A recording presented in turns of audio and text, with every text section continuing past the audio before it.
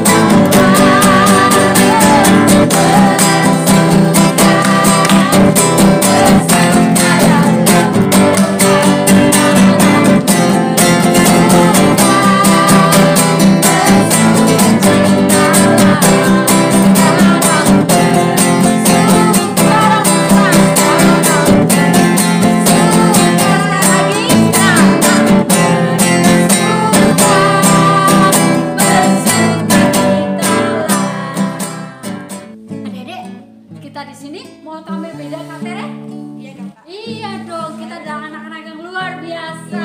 Coba sekarang Kak Tere, kita mau gaya cantik-cantikan, bukan gaya jelek. Ayo, 1, 2, 3. Adik-adik ikutin ya. Ya, karena kita ada Tuhan Yesus, kita harus tampil beda.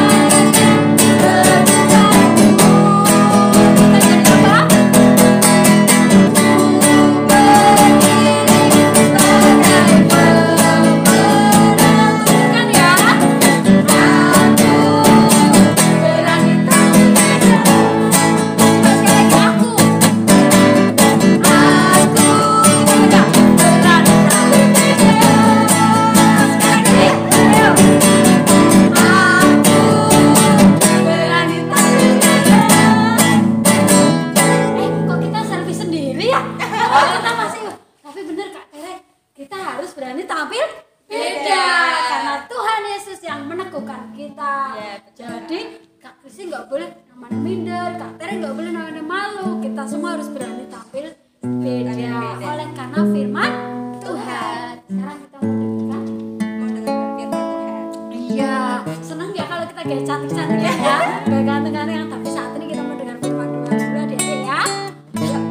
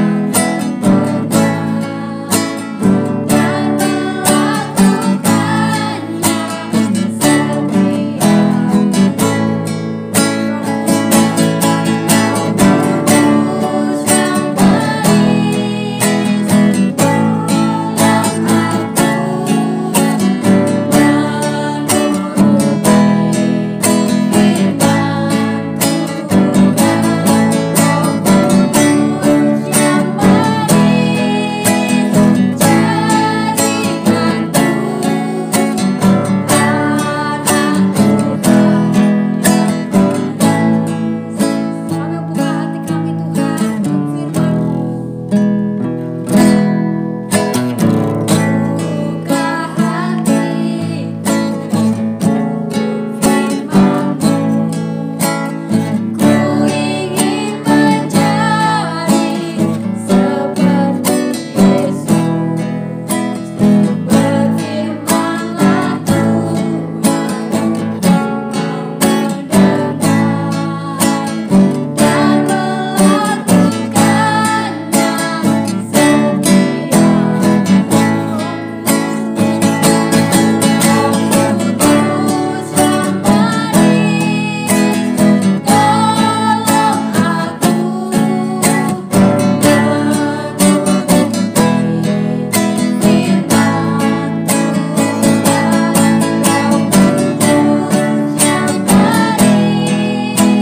tolong aku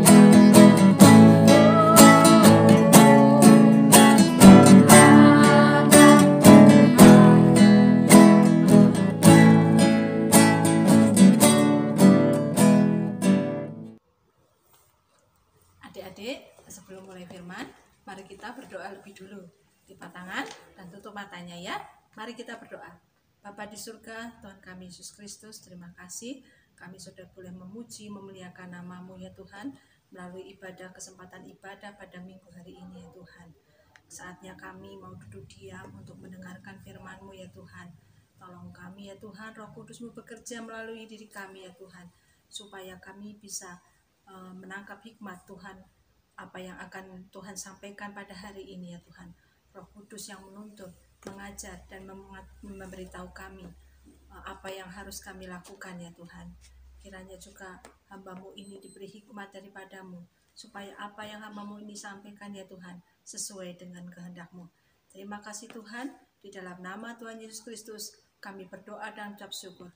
Haleluya, amin. Shalom adik-adik. Saat ini Kak Christine mau menyampaikan firman. Temanya berhubungan dengan taat melakukan tugas masing-masing. Supaya nanti apa yang Kak Christine bisa sampaikan lebih bisa dipahami, adik-adik lihat cuplikan ini sebentar ya.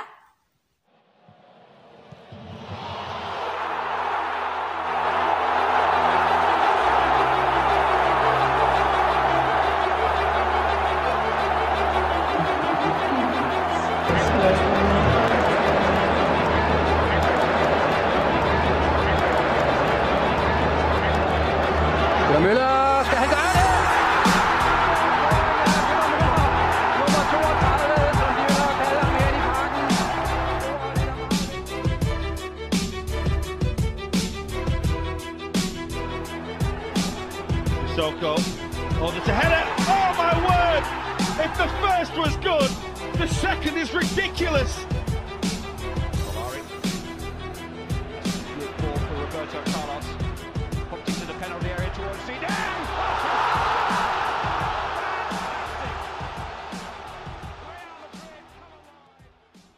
Nah, adik-adik, apa yang adik-adik lihat tadi?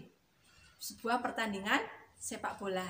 Nah, Kak Christine mau tanya, apa yang adik-adik lihat atau tangkap saat mengamati pertandingan sepak bola itu? Ya, betul.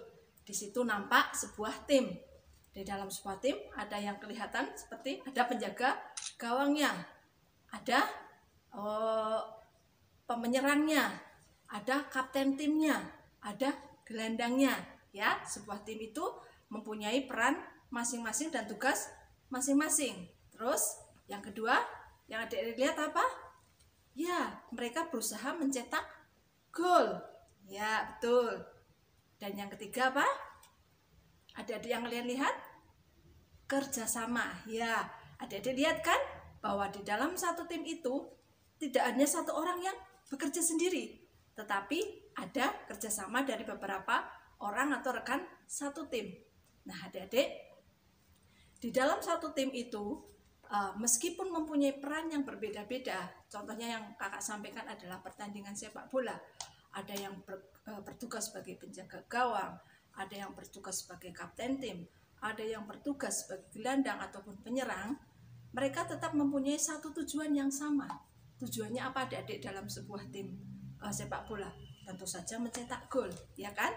Nah, meskipun tugasnya masing-masing, mereka mempunyai satu tujuan yang sama, yaitu untuk berusaha mencetak gol. Dan mereka melakukan bagiannya masing-masing dengan baik.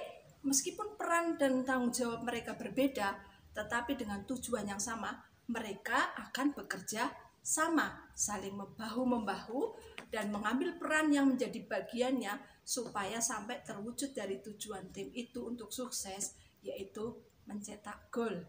Dan adik-adik bisa lihat kerjasama tim yang bagus, tidak ada yang misalkan penjaga gawangnya berdiri nih, aku capek aku kalau mau istirahat dulu pada saat pertandingan. Gimana adik-adik?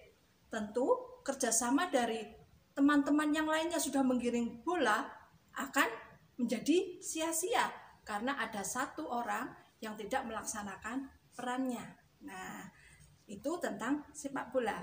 Nah, dalam kisah Rasul pasal 6 ayat 1 sampai 7 digambarkan juga tentang pelayanan para rasul yang kurang lebih sama, memakai sistem kerjasama atau sebuah tim untuk mewujudkan tercapainya sebuah pelayanan dengan tujuan yang diharapkan.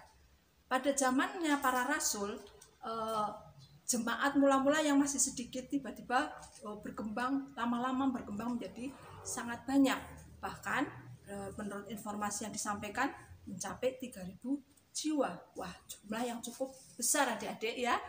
Nah, jumlah yang begitu besar tentu masalahnya ataupun problemnya semakin kompleks. Yang diurusi pun mulai tidak hanya orang-orang dewasa saja, mulai dari anak kecil, bisa jadi orang bapak-bapak ibu sampai kepada orang-orang tua atau kakek-kakek nenek. Nah, tentu saja para rasul akan kewalahan. Terbukti pada zaman itu ada banyak janda-janda yang dari janda-janda orang Yahudi, tetapi yang berbahasa Yunani, mereka tidak mendapatkan pelayanan dengan maksimal. Ada timbul banyak keluhan-keluhan, ya, karena mereka merasa terabaikan atau mungkin tidak dilayani dengan baik. Nah, atas ide kami lihat kondisi seperti ini, lalu para rasul mengusulkan bagaimana caranya memilih orang yang cukup cakap, orang-orang yang taat, orang-orang yang baik untuk melakukan tugas pekerjaan membantu para rasul-rasul ini, ya. Lalu dipilihnya 7 orang. Di antaranya ada Stefanus, ada Filipus, ada Nikolas, dan 4 orang yang lainnya yang tidak Kak sebutkan. Mereka membantu mengambil peran tanggung jawab ini.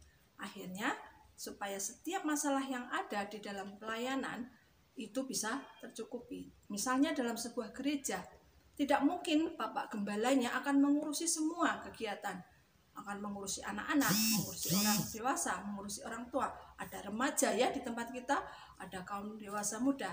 Nah, adik-adik, contohnya kalau di sekolah minggu, adik-adik tidak langsung diurusi oleh Bapak Gembala, tetapi oleh kakak-kakak pembina kalian. Supaya apa adik-adik? Dengan tujuan itu, apa yang diharapkan dari setiap kelompok-kelompok itu supaya bisa tercapai maksimal, pelayanan yang dijangkau bisa lebih baik. Nah, juga pernah ada kejadian atau peristiwa pada zamannya Nabi Musa, ingat enggak ya? Waktu Nabi Musa memimpin bangsa Israel, bangsa Israel jumlahnya banyak. Setiap ada masalah, bangsa Israel akan berdiri di hadapan Musa dari pagi sampai petang. Musa pun akan melayani mereka dari pagi sampai petang. Atas inisiatif atau nasihat dari mertuanya, ya, dia mengatakan bahwa Musa harus melibatkan orang-orang lain untuk membantu pekerjaannya. Dibentuk kepala atau ketua yang mewakili 1000 orang, 100 orang, 50 orang, dan 10 orang. Nanti perkara-perkara yang besar bisa ditangani oleh Musa, sedangkan perkara-perkara yang kecil diselesaikan sendiri. Supaya tujuannya apa adik-adik? Supaya juga salah satunya adalah tidak kelelahan, ya, supaya Musa tidak menjadi terlalu lelah. Dan yang kedua, supaya masalah ataupun hal-hal yang ingin dilakukan itu bisa mencapai hasil yang lebih maksimal lagi, ya. Nah, adik-adik, meskipun orang-orang hanya mempunyai tugas dan peran yang kecil, ya, jangan lupa bahwa apapun perannya, baik itu besar atau kecil, tapi Kak Christine percaya bahwa itu mendukung keseluruhan dari sebuah pelayanan atau tugas. Coba kalau seperti Kak Christine bilang ya, kan kelihatannya tugas penjaga gawang hanya berdiri saja ya, temannya kesana kemari nendang bola, dia hanya diam saja ya. Terus dia merasa tiba-tiba, aku kok cuman diam, bolanya masih jauh di sana, aku tak minum dulu. Dia melalaikan tugasnya. Apa yang terjadi adik-adik? Bisa saja jadi kebobolan bolanya. Nggak mungkin seperti itu ya. Apapun peran dan tanggung jawabnya, baik itu dianggap kecil ataupun besar, saat diberi tanggung jawab untuk melakukannya, lakukannya dengan sebaik-baiknya, dengan penuh tanggung jawab. Lah, terus adik-adik berpikir, saya kan belum melayani, saya kan belum dewasa nih, belum ikut dalam pelayanan. Lalu peran apa yang bisa adik-adik lakukan di rumah, ya? Di rumah kan pasti ada tugas dan kewajiban ya. Adik-adik misalkan ya, tugas dan kewajibannya adalah sekolah dan belajar. Orang tua tugas dan kewajibannya adalah mencari nafkah, merawat dan mendidik anak-anaknya. Tetapi ada juga tugas dan tanggung jawab yang bisa dilakukan bersama-sama. Contohnya adalah pekerjaan rumah tangga, ya. Nah, kalau misalkan di rumah ya, terutama rumah yang nggak punya pembantu, asisten rumah tangga gitu ya, adik-adik bisa ikut mengambil bagian untuk melakukan tugas itu. Supaya apa?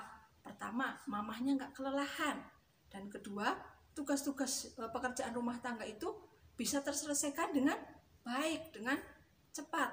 Contoh yang sederhana saja ya, adik-adik bisa mulai dengan kalau setiap bangun tidur, membereskan tempat tidurnya masing-masing, dirapikan.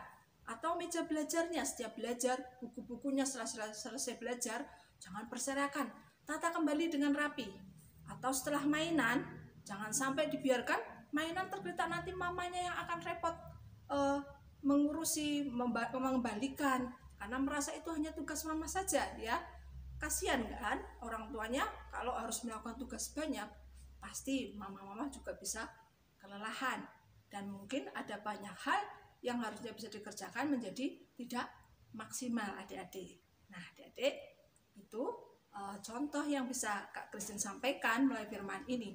Adik-adik bisa mengambil bagian, atau juga misalkan di sekolah minggu, kalau kakak-kakak meminta adik-adik, menunjuk adik-adik untuk melakukan tugas-tugas, atau misalkan untuk berdoa, atau membagikan snack waktu selesai ibadah, ataupun kupon gitu ya.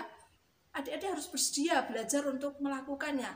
Karena kalau tidak dimulai pun adik-adik kadang sungkan ya, enggan, merasa nggak pernah melakukannya, nggak ada keinginan untuk melakukan. Padahal kalau adik-adik bisa membantu itu, pertama melatih adik-adik untuk belajar melayani, dan kedua juga bisa membantu kakak-kakak supaya kakak-kakak bisa mengurusi hal-hal yang lain ya, bisa mengawasi adik-adik dengan lebih baik atau bisa menyiapkan ibadah dengan lebih baik. Nah, demikian adik-adik firman dari Kak Christine.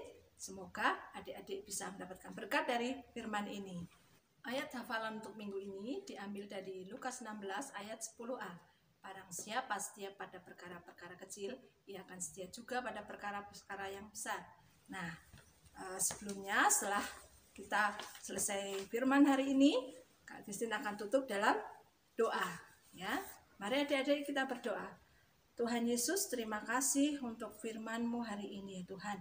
Ajar kami ya Tuhan untuk mengerti tugas dan tanggung jawab kami masing-masing. Apabila kami diberi tugas dan tanggung jawab, ajar kami untuk melakukannya dengan sungguh-sungguh, melakukannya dengan baik, dengan hal yang maksimal yang bisa kami lakukan. Tidak dengan hati yang sombong, tidak dengan hati yang angkuh karena kami merasa mampu, tapi kami selalu mengandalkan Tuhan, baik di dalam hal apapun juga. Terima kasih Tuhan, dalam nama Tuhan Yesus kami berdoa dan mengucap syukur. Haleluya, amin. Bells are about to ring, making spirits bright. What fun it is to ride and sing a sleighing song tonight. Jingle bells, jingle all the way. Oh, what fun it is to ride in a one-horse open sleigh. Jingle bells, jingle all the way. Oh, what fun it is to ride in a one-horse open sleigh. Adik-adik, nah hari ini kita akan mengakhiri tahun 2020. Ini adalah ibadah kita yang terakhir di tahun 2020. Nah, sebelum kita masuk dalam doa, kakak mau ajak adik-adik merenung sejenak. Ya, selama 2020, apakah masih ada ketaatan dalam hati kita? Apakah masih ada rasa cinta kita kepada Tuhan Yesus? Nah, itu yang menjadi perenungan kita semua. Ya, mungkin selama ini adik-adik sudah mulai enggan beribadah. Males aku ibadah online terus. Males aku untuk baca firman. Males aku untuk berdoa. Nah, saat ini sebelum kita mengakhiri tahun 2020, yuk kakak ajak adik-adik untuk melihat kembali sejauh mana kita mau taat sama Tuhan Yesus. Dalam bulan Desember ini kita sudah diajar berkali-kali mengenai ketaatan. Taat dengan orang tua, taat kepada apa yang menjadi tugas kita, dan terlebih kita taat kepada Tuhan Yesus. Tuhan mau, rindu kita semua untuk senantiasa pegang ketaatan, kesetiaan dalam hidup kita. Sehingga pada saatnya nanti Tuhan Yesus datang, kita adalah anak-anak yang taat, yang setia kepada Tuhan. Yuk adik-adik, mari sebelum kita memasuki tahun 2021, kita mau berbenah diri, kita mau koreksi diri kita. Ya, apakah masih ada ketaatan dalam hati kita? Yuk kita mau berdoa adik-adik. Tuhan Yesus, kami mengucap syukur, terima kasih Bapa, kalau hari ini Engkau masih izinkan kami untuk beribadah. Tuhan, kami bersyukur Engkau sudah menyertai kami sepanjang tahun 2020. Apapun kondisi kami percaya Tuhan itu baik menyertai kami, memimpin kami dalam hari lepas hari.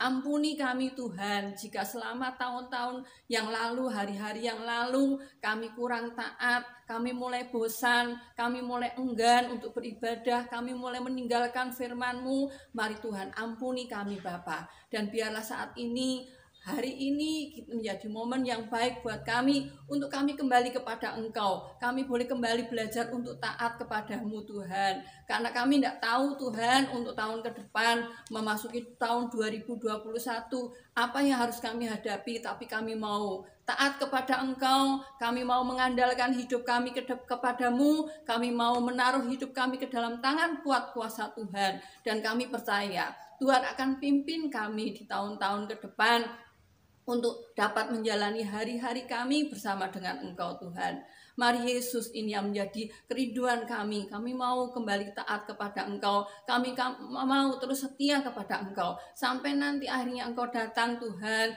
Engkau mendapatkan kami tetap setia, Engkau mendapatkan kami tetap menjadi anak-anak-Mu yang taat, yang mencintai Engkau Tuhan. Terima kasih Yesus, ini yang menjadi doa kami, ini yang menjadi kerinduan kami. Kami mau serahkan semuanya ke dalam tangan kuat kuasa Tuhan.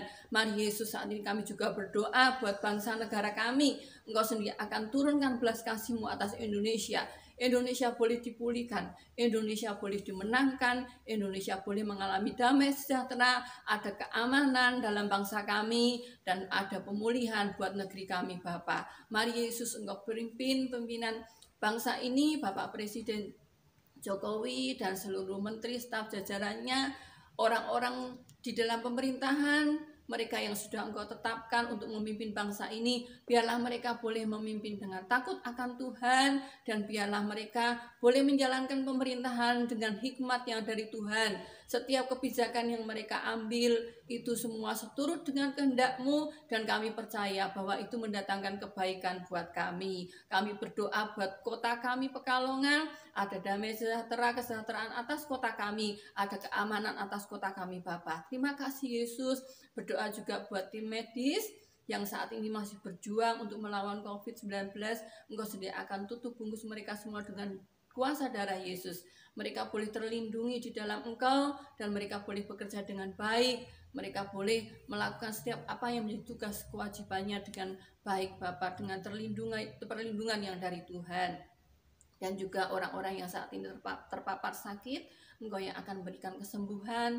Biarlah melalui kesembuhan yang mereka alami, nama Tuhan boleh dimuliakan. Terima kasih Tuhan, ini yang menjadi doa kami, ini yang menjadi syafaat kami. Dan sekarang Tuhan, kami terima berkat yang dari Tuhan. Kasih sayang, damai sejahtera, sukacita, kesehatan, kekuatan, hikmat, kepandaian, akal budi yang dari Tuhan menyertai kami hari lepas hari sampai selama-lamanya. Kami terima berkat yang dari Tuhan hanya di dalam nama Tuhan kami Yesus Kristus. Kami naikkan doa dan syafaat kami dalam nama Tuhan kami Yesus Kristus. Haleluya, amin. Nah adik-adik, selamat mengakhiri tahun 2020 dan selamat menyongsong tahun 2021. Bersama dengan Yesus kita mau tetap taat, kita mau tetap setia. Tuhan Yesus memberkati.